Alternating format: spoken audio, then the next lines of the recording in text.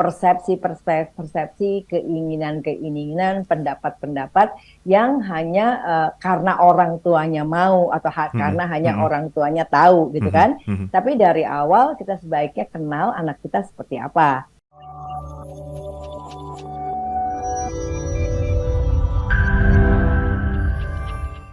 Sebaiknya seperti apa? Secepat apa untuk melepaskan cangkangnya sedikit demi sedikit ini? Oke, sebetulnya Mas Dani percaya nggak? Itu Mhm. sebetulnya mesti sudah dilakukan sejak bayi loh. Sejak bayi. Iya, jadi orang gini, kita tuh kan harus ya jaga anak supaya nggak luka, supaya Mhm, nggak mhm, sakit, dan mhm, harus ya.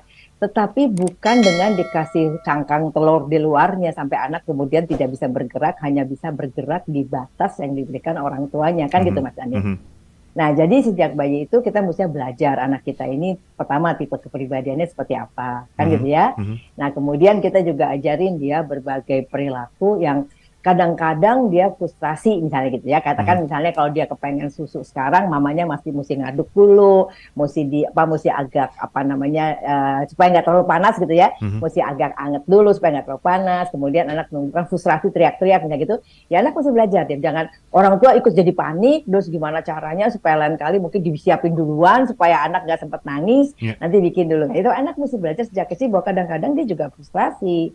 Nah, tapi kemudian dia akan lihat proses kan, dia akan belajar bahwa kadang dia mesti nunggu, kadang dia mesti sabar, kadang juga ada rasa nggak nyaman yang frustrasi tadi gitu kan. mhm, mhm, Kadang dia juga mesti belajar kecewa, dia kadang juga mesti belajar sakit, ya sakit hati maksudnya. mhm, Kadang-kadang juga dia mesti tahu apa artinya luka sepanjang itu bukan yang terlalu berat kayak mhm, tergores dan sebagainya itu kan Mas Daniel. Nah jadi artinya sebetulnya kalau kita bicara umur ya sejak anak itu hadir di dunia kita nggak boleh terlalu proteksi sehingga si anak ibaratnya kayak nggak bisa napas sendiri gitu Mas. mhm, Nggak punya, mhm. kalau orang gede bilang nggak punya me time gitu ya. Oke. Semuanya di monopoli sama orang tuanya sehingga orang tuanya betul-betul penentu dari hidup si anak ini. Poinnya gitu Mas. Jadi Mhm, memang seperti Mas Dani bilang, memang otomatis pembukaan telurnya itu kan mhm, sedikit-sedikit ya. mhm, Jadi artinya tidak langsung dibebaskan, dibiarkan dia mhm, super menghadapi dunia tanpa panduan sama sekali, tanpa mhm. dibimbing sama sekali. Bukan gitu.